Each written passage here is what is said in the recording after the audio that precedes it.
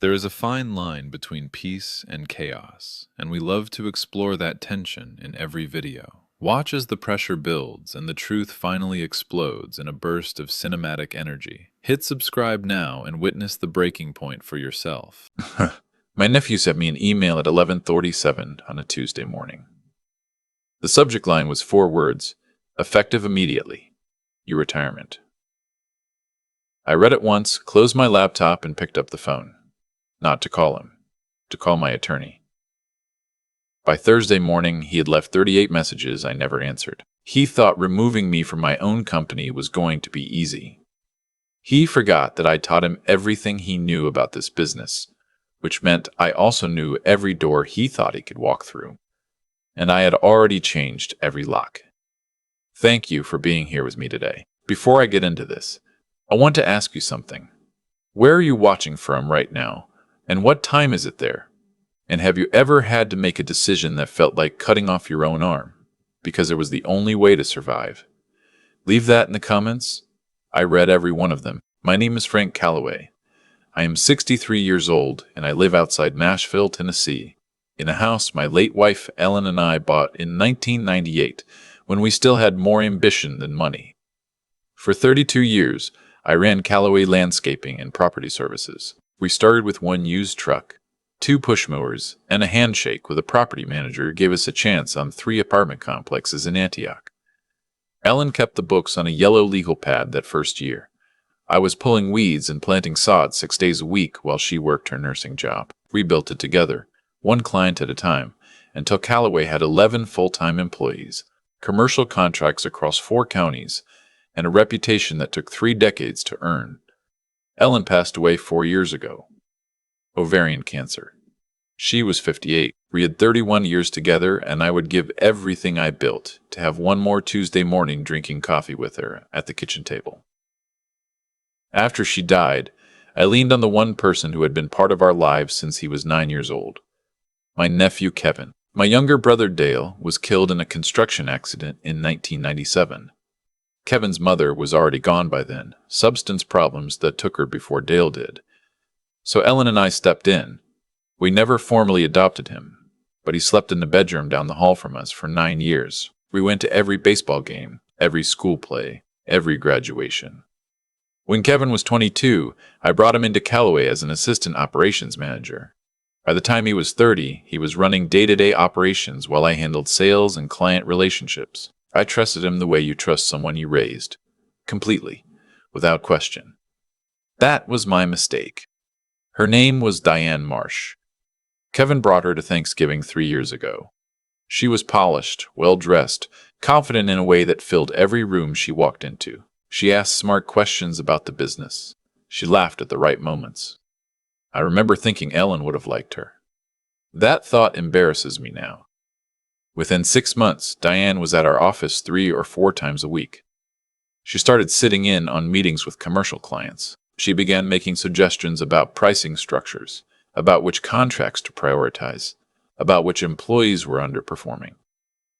Kevin would look at me after she spoke, and I would see something I did not want to name. He was waiting for her approval more than he was waiting for mine. I noticed it. I told myself it was nothing. I told myself he was happy, and that was what mattered. Dale would have wanted that. Ellen would have told me to say something sooner. I did not say anything. The email arrived on a Tuesday in late March. I was in my home office reviewing a renewal contract for a commercial property group we had worked with for 11 years. My laptop chimed. I opened the message. It was from Kevin's company email address, copied to Diane and to a name I did not immediately recognize. A Marcus Webb at a domain I'd never seen before. Dear Frank, after careful consideration, Diane and I have decided to move Calloway Landscaping and Property Services in a new direction. Effective immediately, your operational role is concluded. You are welcome to retain your title as founder, but all signing authority, client communications, and financial decisions will be managed by myself and Diane going forward. We will be in touch about transitioning your remaining access. Thank you for everything you built. Kevin. I read it twice. Then I sat very still for about 45 seconds. Then I picked up the phone and called Raymond Pierce, who had been my business attorney for 18 years. Raymond, I need you this afternoon. What time are you free? He cleared his 3 o'clock. I spent the next 2 hours documenting everything before I touched a single account. I opened the new spreadsheet and typed out a timeline of every change I had noticed over the past 12 months. Every meeting Diane had attended uninvited. Every decision Kevin had deferred to her. Every time I had been eased out of a client call or told a meeting had been rescheduled. Then I logged into the Callaway Business Banking portal and reviewed transaction records going back 6 months. Nothing had been moved yet. That told me they thought I would be too stunned to act quickly. They were wrong. I called Dennis Hartley, who had been our account manager at First Tennessee for 9 years. Dennis, this is Frank Callaway. I need to put an authorization hold on all outgoing transfers over $500. Nothing leaves without my written approval and a 48-hour review period. Can you make that happen today? He had it done in 20 minutes. Then I logged into our client management system and changed my administrator password. I revoked Kevin's elevated permissions and reduced his access to read-only. I did the same for Diane, who had been given an employee login 6 months earlier, for a reason I had not fully examined at the time. Every system that touched client data, billing, or scheduling now required my personal authorization code. At 2:15, I sent a certified email to our top 8 commercial clients. I informed each of them that any communications requesting changes to billing information, service agreements, or authorized contacts should be verified directly with me by phone before any action was taken. I gave them my personal cell number. I told them Callaway was going through an internal administrative review and that I wanted to be certain their accounts were protected during the process. I kept the tone professional. I did not mention Kevin by name. By the time I was driving to Raymond's office, my phone had started ringing. Kevin first, then Diane, then Kevin again. I turned the ringer off and set the phone in the center console. Raymond had the legal pad out when I sat down. I walked him through everything: the email, the transaction reviews, the unauthorized access Diane had been given, the copied recipient, Marcus Webb, whose domain I still did not recognize. Raymond was quiet while I talked. He took 4 pages of notes. When I finished, he said 2 words: "Show me." I forwarded him the email from my phone right there in his office. He read it, then he looked up. "Frank, this language is not casual. Someone helped draft this. The phrase operational role is concluded. The framing around retaining your title while removing your authority. This is structured to sound like a voluntary transition. Do you have a current operating agreement? I have the one we updated when Kevin became operations manager 7 years ago. Have you signed anything since then? No. Are you certain? 100% certain. I signed nothing without reading it and keeping a copy." Raymond nodded slowly. "Good. Then nothing has changed legally. You still hold controlling interest. Let me look into this Marcus Webb." He had an answer by Friday morning. The call came at 8:40. I was on my back porch with coffee, watching the tree line behind the house. Raymond's voice was measured, but I had known him long enough to hear what was underneath it. "Frank, sit down if you are not already. Marcus Webb is a registered agent for a limited liability company called CM Property Services, filed in Delaware 8 weeks ago. The registered members are Diane Marsh and a holding entity I am still tracing." He paused. "The client list attached to the CM Property Services business plan, which was submitted as part of a commercial lending application last month, contains 14 names. 11 of them are current Callaway clients." I put my coffee cup down on the railing. "She filed a competing business using our client list." "That is what it looks like," Raymond said. "Before Kevin sent you that email?" "How long before?" 8 weeks. She filed the LLC 10 weeks ago. The lending application was submitted 2 weeks later. She was building the structure before they ever approached you. I stood up from the porch chair. I walked inside and sat at the kitchen table. Ellen and I had bought this table at an estate sale in Franklin the year Kevin graduated high school. He had eaten hundreds of meals at it. "There is more," Raymond said. "I pulled property records on Diane Marsh. She owned a landscaping service in Georgia 5 years ago. It operated for 18 months under a partner's name. The partner filed a civil suit alleging she transferred client contracts and equipment to a separately registered entity without his knowledge. The case was settled out of court. The business dissolved." Raymond was quiet for a moment. "Frank, this is not the first time she has done this." I looked out the kitchen window at the yard. I had cut that grass myself for 25 years. "Raymond, I need you to do something for me. Do not file anything yet. I want to gather more first.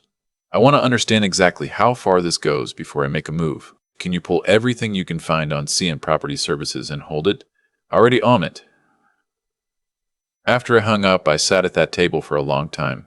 I thought about Dale. I thought about the night I drove to the hospital after his accident and stood in a hallway that smelled like antiseptic while someone told me my brother was not coming home. I thought about Kevin as a 9-year-old sitting in the back seat of my truck, staring out the window, not saying anything for the entire 45-minute drive back to our house.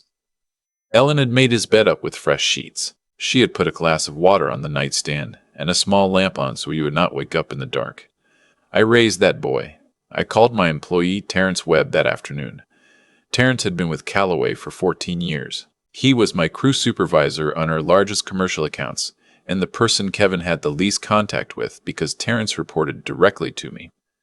Terrence, I'm going to ask you something straight. Have you noticed anything different about the way Kevin has been running things the past few months? There was a pause on the line. Mr. Callaway, I have been wondering if I should say something. Say it. He let out a slow breath. About 2 months ago, Kevin started pulling me out of the client scheduling meetings. He started having those conversations with Diane instead. She was asking which crews handled which properties, which clients renewed year over year, which accounts were most profitable. I figured it was just her getting more involved because they were together. But then last week she asked me directly whether certain clients had ever expressed dissatisfaction with Callaway, like she was looking for openings. Terrence, I appreciate you telling me this. Do not change anything you are doing. Work your routes as normal. If anyone asks you to do something that feels off, call me directly. Yes, sir. The week that followed was quiet on the surface and loud underneath. Kevin left 7 messages in 2 days. The tone shifted from businesslike to confused to something that sounded like genuine distress. He was not getting into the accounts. He was not getting into the scheduling system. The client hold emails had reached people he had not anticipated. He was discovering, one locked door at a time, what it meant for me to actually be removed. I did not return a single call. On Wednesday of the following week, I was at my regular coffee meeting with a commercial property manager named Gary Holt, who had been a Callaway client for 16 years. We were 10 minutes into conversation when Gary set down his mug and looked at me with an expression I could not immediately read. Frank, I need to ask you something. Did you authorize a change to our billing contacts? No. What happened? He slid his phone across the table, an email from a Callaway address, Kevin's address, instructing Gary's accounts payable department to update their vendor payment information and to direct all future invoices and communications to a new email address at a domain I recognized immediately. CM Property Services. When did this come in? This morning. I looked at Gary steadily. That email was not authorized by me. Do not make any changes. Callaway's billing information remains exactly what it has always been, and any request to the contrary should be forwarded to me immediately. He nodded, but his eyes were asking a question I could see he did not want to say out loud. I answered it anyway. Gary, I am dealing with an internal situation. Callaway is not going anywhere. I have controlled this company for 32 years, and that has not changed. I will keep you informed. He reached across the table and shook my hand. I have always worked with you, Frank, not whoever just sent that email. I drove straight to Raymond's office after that meeting. I did not call ahead. Raymond looked up when I walked in and immediately cleared his afternoon. They sent unauthorized billing change requests to at least one client, I said, sitting down, using a Callaway email address to redirect payments to CM Property Services. Raymond was already writing. That is wire fraud, Frank. Potentially. That changes what we do next. I know. Here is what I want. I want to arrange a meeting. This week. My house. Kevin, Diane, you and me. I want to lay every piece of this out in one room, in one evening, while I still control the timeline. Raymond leaned back. What is your goal? Kevin signs a complete relinquishment of any claim to Callaway Landscaping and Property Services, all associated accounts and all client relationships. And I want Diane to understand, in a room with a witness, that I have documentation of CM Property Services, the Georgia case, and the billing fraud attempt. Whether I file charges depends entirely on how that conversation goes. Raymond was quiet for a moment.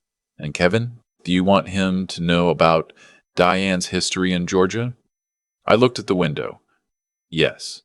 I want him to hear it in that room. The certified letters went out Thursday afternoon. Appear at my residence Saturday at 5 p.m. with legal counsel. Failure to appear will result in immediate filing of fraud charges and civil action. I signed it. Raymond mailed it. By Friday morning, Kevin had called 11 times. I answered none of them. Saturday morning, I drove out to the Callaway equipment yard alone. I walked the rows of trucks and trailers and mowers that Ellen and I had bought one by one over 3 decades. I remember the day we bought the first proper box truck, a used 2003 model with 140,000 miles on it. Ellen had stood in the parking lot of the dealership and cried a little. Not sad crying, the other kind. "We are really doing this," she had said. "We are really doing this." I stood in that yard for a while. I thought about what she would say to me now. She would say, "You already know what to do. You have always known. Just do it cleanly." I drove home. I cleared the dining room table. I put the documents in the center. Raymond's chair to my right. 2 chairs across for Kevin and Diane. I put 4 glasses of water on the table and nothing else. Raymond arrived at 4:45. We reviewed everything one last time: the LLC filing, the lending application with the client list, the billing redirect email, the Georgia civil case. And at the bottom of the stack, in a plain envelope, the timeline Raymond had reconstructed showing every step, every date, every action, going back 14 weeks before Kevin sent me that email. At 5 till 8, I heard a car in the driveway. 8 minutes late. Raymond and I did not look at each other. Kevin knocked. I opened the door. He looked like he had not slept well in days. He was wearing a collared shirt that looked like he had put it on quickly. He did not look me in the eye when he came in. Diane walked in behind him. She was composed, wearing a blazer, scanning the room in a single sweep the way someone does when they are assessing, not visiting. She sat down across from me without being directed to. Kevin sat next to her. His hands were on the table. He was looking at the folder. Raymond sat to my right, legal pad open. I looked at my nephew, the boy Dale left behind, the boy Ellen put fresh sheets on a bed for, the young man I handed the keys to my business to, because I believed in him the way you believe in family. Then I opened the folder and I began. 3 weeks ago, you sent me an email telling me my operational role was concluded. I raised you, Kevin. I brought you into this company because I wanted you to have what Ellen and I built. And instead of coming to me the way we used to talk about everything, you sent an email and copied a name I did not recognize. So let us talk about that name. I pulled out the first page. CM Property Services, LLC. Filed in Delaware. Registered members Diane Marsh and a holding entity traced to an address in Atlanta, Georgia. This was filed 10 weeks before you sent me that email. Kevin looked at the page. He looked at Diane. She did not look back at him. I pulled the next page. The lending application. The lending application. The business plan with 14 client names. 11 of these are Callaway clients, Kevin. Their names, their contract values, their renewal histories. This was submitted to a commercial lender as proof of business viability. 2 weeks after the LLC was filed. 8 weeks before your email. Kevin's jaw tightened. His eyes were moving between the page and Diane. I pulled the next page. The billing redirect email sent to Gary Holt on Wednesday morning from Kevin's Callaway email address. I did not send that email, Kevin said. His voice was low. I know you did not, I said. Someone used your account. He turned to look at Diane. She was watching me. Her expression had not changed since she sat down. I placed the next document on the table. The Georgia case summary Raymond had compiled. A civil action filed in Fulton County, Georgia, 4 years ago. The names of the complainant and respondent. The nature of the allegations. Transfer of client contracts and business assets to a separately registered entity without the partner's knowledge or consent. Kevin picked it up slowly. He read it once. He set it down. He read it again. When he looked up, he was not looking at me. He was looking at his girlfriend. Diane, what is this? She glanced at the document. An old dispute. It was settled. The business dissolved, I said. The partner lost everything he had invested. She walked away with the client list and the equipment and registered it under a new name. Kevin was very still, the way Dale used to go still when something hit him that he was not ready for. I reached into the folder and took out the last envelope. I placed it in front of Kevin. "There is one more thing I want you to see." "Open it." He opened it. The timeline Raymond had built. Every date, every filing, every document, every action, beginning 14 weeks before the email, ending with the billing redirect on Wednesday. Kevin looked at the timeline for a long time. He turned each page slowly. He set the last page down and put both hands flat on the table. "She was building this before I ever agreed to anything," he said quietly. He was not asking me. He was saying it out loud to make himself hear it. I let the silence sit. Kevin turned to Diane. His voice was even, which I recognized as the way he sounded when he was working very hard not to lose control. He had been that way since he was 9 years old. "When were you going to tell me what you were actually doing?" Diane picked up her water glass, took a sip, and set it down. "I watched her decide something. Kevin, I want you to think about this practically. That is not an answer." She looked at him with an expression that was almost patient. "The business was never going to grow the way Frank runs it. You know that. You told me that. I was building something we could actually scale. Using our clients. Using the relationship we built. Yes. You were going to move them to your company. Not ours. Yours." She did not answer. And the Georgia thing. She looked at the window. That was different circumstances. Kevin stood up. He pushed back from the table and stood with his back against the wall, looking at her. His voice, when he found it, was quiet and deliberate.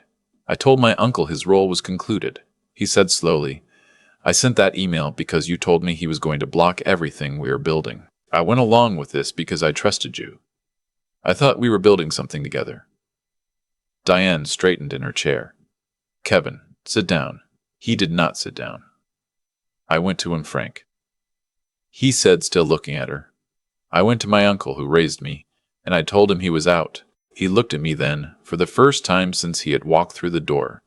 His eyes were the same as when he was a boy, brown and direct, and trying very hard to hold it together. "I went to the man who drove to a hospital the night my father died, and brought me home, and made sure I never felt like I had nowhere to go.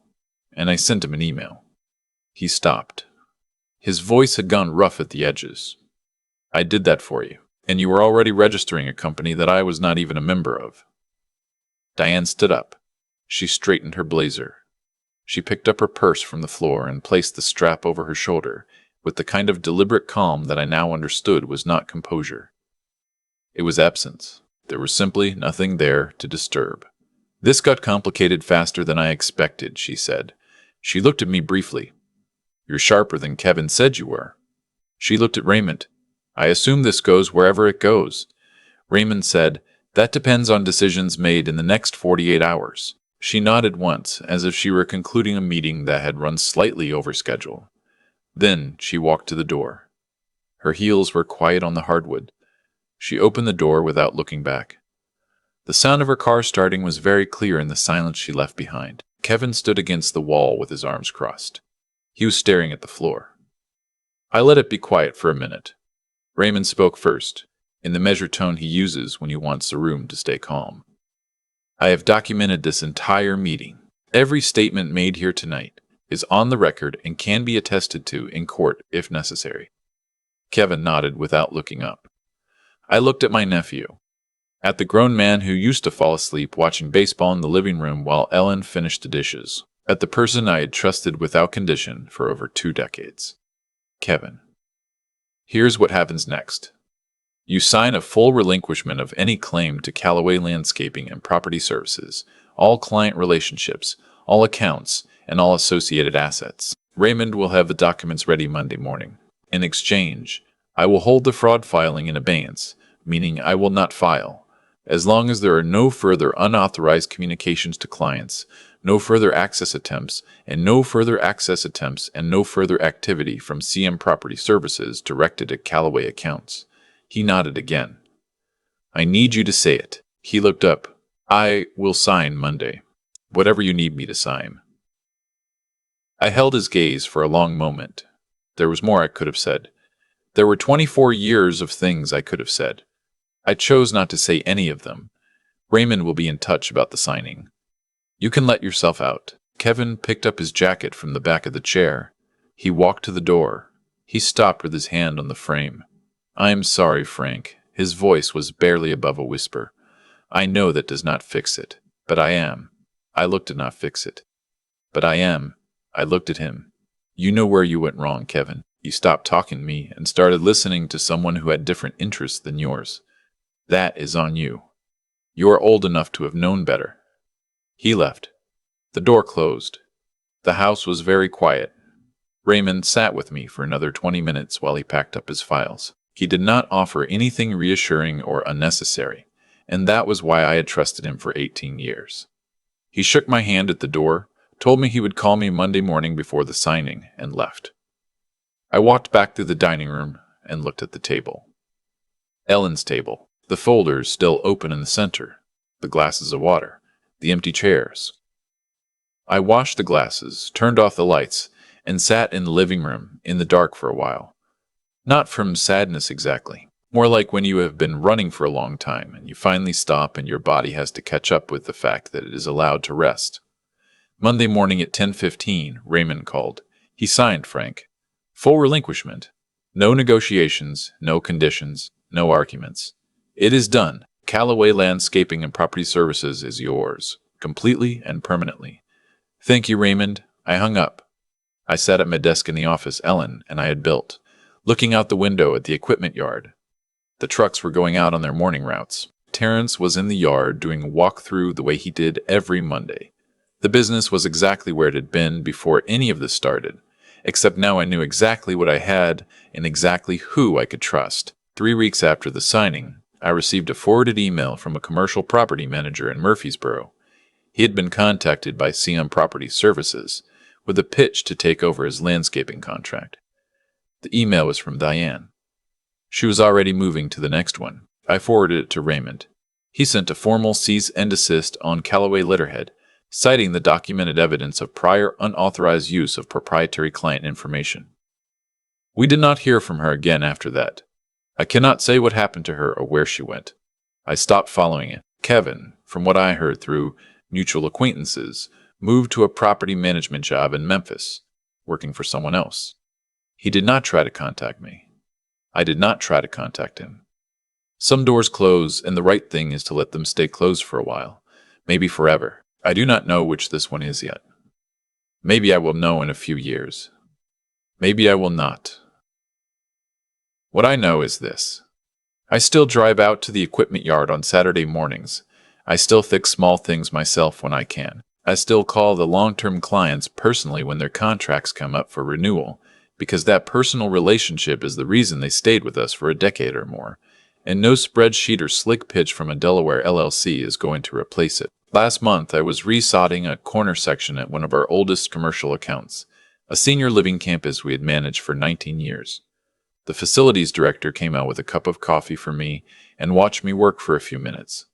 She said, "You know you could just send a crew for this." "I know," I said. I told her I just like to stay in touch with what we do. She smiled and went back inside. I worked until noon, drove home through Nashville with the windows down, and had lunch at the kitchen table. The same table Ellen picked out at that estate sale in Franklin. The same table I sat at the morning I read Kevin's email and made a decision before they even realized I had made it. Ellen always said I was too slow to anger. She meant it as a criticism sometimes. I think she was right that it was a flaw in certain moments, but there are other times when the ability to go quiet, to move without noise, to act before reacting, is the only thing that saves what you spent your life building. I did not win because I was stronger than them or smarter than them. I won because I knew every inch of what I had built, and they only knew what they thought they could take. People have asked me if I regret how it ended with Kevin. I tell them I regret how it started. I regret the day I stopped paying attention to the small signs because I did not want to see them. I regret not sitting down with Kevin a year ago, before Diane had fully settled in, and asking him directly what was going on. But I do not regret what I did once I knew the truth. You can love someone with your whole heart and still refuse to let them hand your life's work to someone who was always going to leave them behind once they got what they came for. That is not hardness. That is just what it looks like when you finally believe what someone showed you. Ellen knew. She always said, "Watch how people behave when something is at stake. Not what they say, what they do." She was right about most things. She was right about that. I pray Kevin figures it out. I genuinely do. I pray he finds his footing, finds work that is honest, and someday looks back on all of this and understands what he threw away and why it was not worth it. But my job is not to wait for that day, or to be the person he returns to when he gets there. My job is to keep the trucks running, keep the clients taken care of, and keep building what Ellen and I started together, because she deserved a partner who would not let it fall, and I intend to be that man for as long as I am able. That is the story. I hope it was worth your time. And if something in it hit close to home for you, I hope you will leave that in the comments. Your story matters too.